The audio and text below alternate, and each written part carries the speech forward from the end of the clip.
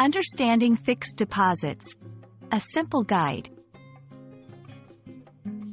Hello everyone. In today's video, we're going to explore the concept of fixed deposits. This is a common financial term, but what does it really mean?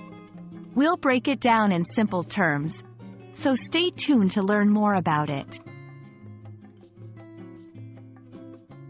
A fixed deposit, FD, is a financial instrument provided by banks and financial institutions.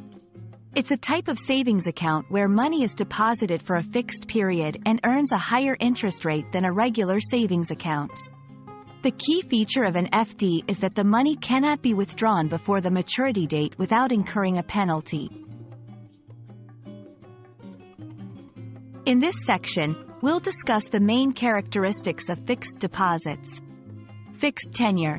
The duration of an FD can vary from a few days to several years. Interest rates. FDs typically offer higher interest rates compared to regular savings accounts. Maturity. Upon reaching maturity, the depositor receives the principal amount along with the accrued interest.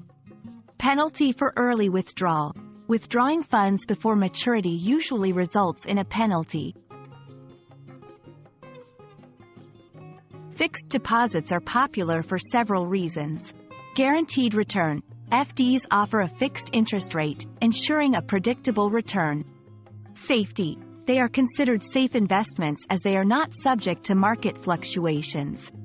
Flexibility in terms. Depositors can choose the tenure that suits their financial goals. Before opening an FD, it's essential to consider interest rate environment.